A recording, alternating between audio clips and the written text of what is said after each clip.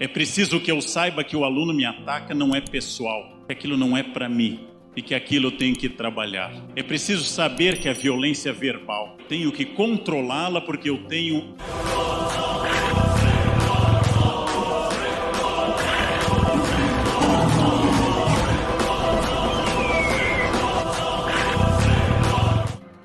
Se todos os alunos fossem bons, tudo seria estudo dirigido, módulo, que não precisaria de professores.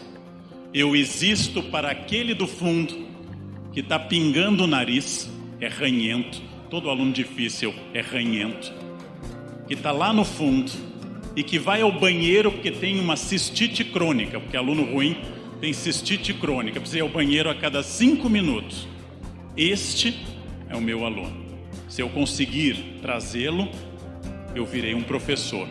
Se eu não conseguir, eu não sou um professor. Eu sou alguém que está dando aula, que é uma diferença brutal entre dar aula e ser professor. Todo mundo pode dar aula, pouca gente pode ser professor. É uma diferença enorme.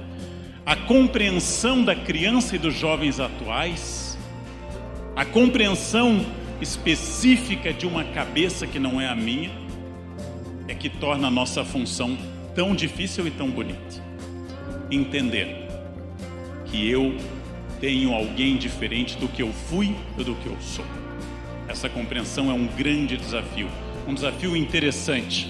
Esse é um desafio que, por exemplo, eu posso aprender que mais do que qualquer outra geração, a educação hoje precisa de imagem, porque a imagem capta a atenção das pessoas. Ela deixou de ser apenas uma educação letrada e eu tenho que aprender a alfabetizar através de imagens também. E utilizar imagens, utilizá-las criativamente e não como ilustração. Eu tenho que aprender, adiante, eu tenho que aprender, eu vou usar só essa palavra difícil na manhã toda hoje. Epistemologia. A parte da filosofia episteme que estuda as maneiras de eu validar ou não o conhecimento. As maneiras que tornam o conhecimento certo ou errado, útil ou inútil, que garantem o sistema do conhecimento. Há uma variante epistemológica, palavra difícil que eu vou usar hoje. Não se trata mais de ensinar dados. Eu fui educado para repetir dados.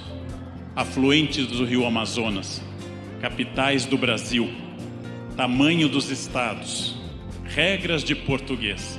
Eu fui educado a repetir que as preposições eram a até com contra de para perperante. Eu fui educado a repetir.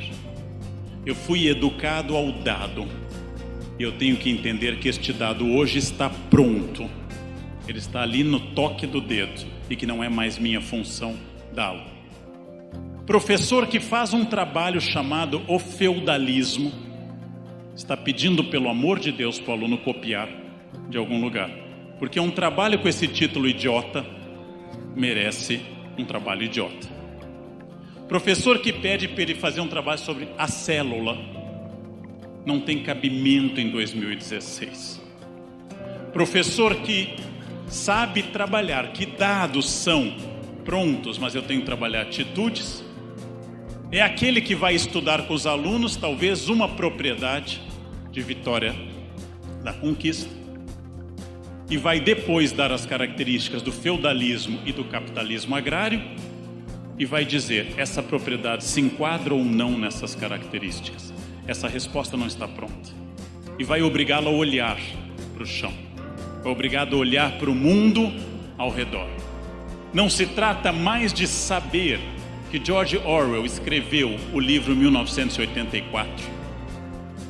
Não se trata mais de falar do livro 1984, mas ao analisá-lo, perguntar para o aluno se o atual Big Brother é o Big Brother do livro, porque é o livro que introduziu a noção de Big Brother. Essa resposta não está pronta. É claro que eu estou falando de um grau de abstração que não é para as primeiras séries do ensino fundamental. Esse grau de abstração precisa de mais tempo. Adiante. Os dados estão todos disponíveis, o pensamento não. O pensamento não está disponível para as pessoas. Ele precisa continuar sendo trabalhado. O pensamento não mudou.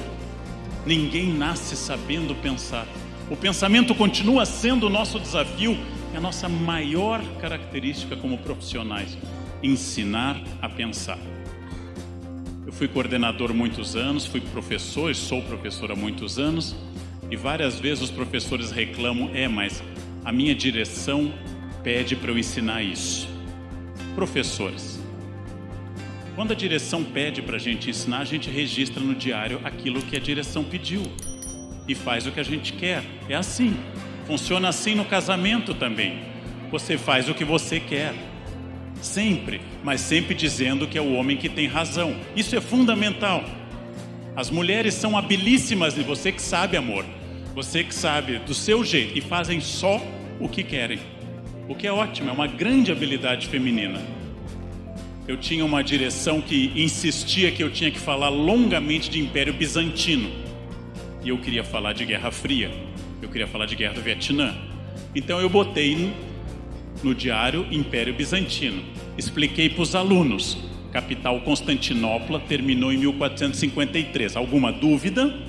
Ninguém tinha dúvida, então vamos passar agora a matéria. Eu dei Império Bizantino, eu atendi a solicitação. Bem, eu tenho que ensinar pensamento, eu tenho que ensinar uma forma de trabalhar o pensamento. Para isso eu preciso aprender também. Esse é um desafio muito grande. Adiante, Jeff. Este aqui é o grande desafio: trabalhar hoje para amanhã. Eu sou exclusivamente semente, ou como dizia meu falecido colega e amigo Rubem Alves, eu planto carvalhos e não eucaliptos. Eu não vou ver crescer. Os jovens professores não sabem disso, mas uma das grandes alegrias da nossa função é encontrar depois de 20 anos um aluno e ele enfim entender o que eu disse. Eu estou plantando carvalho, gente, eu não vou ver crescer. Estou plantando jequitibá, estou plantando baobá, são árvores que eu não vou ver crescer. Eu não estou plantando cana-de-açúcar, não estou plantando eucalipto nem bambu. Graças a isso, eu não vou ser processado por incompetência como médicos ou engenheiros. Mas quando eu recebo um aluno no doutorado que não sabe colocar crase, tem um professor que falhou lá atrás, mas não dá mais para processá-lo. Esse é o lado bom da nossa profissão. Não se processa pelos adultos serem burros aos professores. Processamos médicos e engenheiros. Esse é o lado bom. Lado ruim: eu não vejo o fruto do meu trabalho, eu não vejo a transformação a longo prazo. Eu expulsei um aluno de uma escola uma vez pelo uso de maconha no corredor da escola. Eu era coordenador, eu o expulsei. E era a norma da escola: intolerância com drogas. Aliás, sempre fui extremamente intolerante com drogas. E eu disse: eu vou lhe expulsar porque você fez um ato ilícito e porque fumou no corredor. Ou seja, além de criminoso, você é burro, porque isso tem que ser feito no telhado da escola e não no corredor. Então aprenda isso. Este jovem faz 26 anos isso, se formou em Direito e hoje é um dos maiores advogados de São Paulo. E ele me encontra, ele tem um pouco de vergonha, porque eu sei o que ele fez no verão passado. Então eu sou a memória de uma juventude um pouco mais estável. E hoje vê-lo com filhos, bem sucedido, aliás é um nome conhecido em São Paulo e a ética impede que eu o repita. Ele agora, na casa dos 40 anos, entende algo que ele não entendeu com 16. E eu tive que ter a paciência apenas de ouvi-lo me xingar de todas as formas possíveis. Bom, e hoje ele entendeu: isso é plantar carvalho, isso é plantar para o futuro. Professor, o senhor não está dando aula para o trimestre ou bimestre. O senhor não está dando aula para o 6º ano. O senhor está dando aula para um brasileiro que em 2050 vai mandar neste país. É a ele que o senhor está formando. Isso é difícil. É difícil porque dá aquela dor. E quando você consegue ensinar, termina o ano e vem uma turma pior do que aquela. Eu tive uma professora no interior do Rio Grande do Sul que numa palestra disse que ela fazia tudo aquilo e não conseguia. Para consolá-la, eu criei uma história que depois eu coloquei na internet. Eu peguei para ela, que era uma escola religiosa, e disse: lembre que para a senhora, o maior modelo de professor foi Jesus. Jesus tinha 12 alunos, a senhora tem 40. Jesus tinha só homens adultos, a senhora tem crianças. Jesus tinha a escola em turno integral, manhã, tarde e noite. Jesus fazia workshops, levitava, ressuscitava, voava. A senhora não consegue fazer isso. Jesus falava com a autoridade de Deus. A senhora não consegue isso. Depois de 3 anos de curso intensivo, o chefe da turma, Pedro, disse que nunca tinha dado aula e negou 3 vezes que a matéria tinha sido dada. O tesoureiro da turma vendeu o professor para a diretoria de ensino. Disse que o professor não era bom. Os outros 9 fugiram e João, o mais novo, foi até a cruz ver o professor morrer, mas não fez nada também. Ficou lá olhando, que coisa, e foi embora. Terminou o mais bonito e denso curso já dado na história humana. Para quem acredita, ele voltou, mais 40 dias de atividades de reforço nas férias. 40 dias de módulos complementares e atividades de reforço.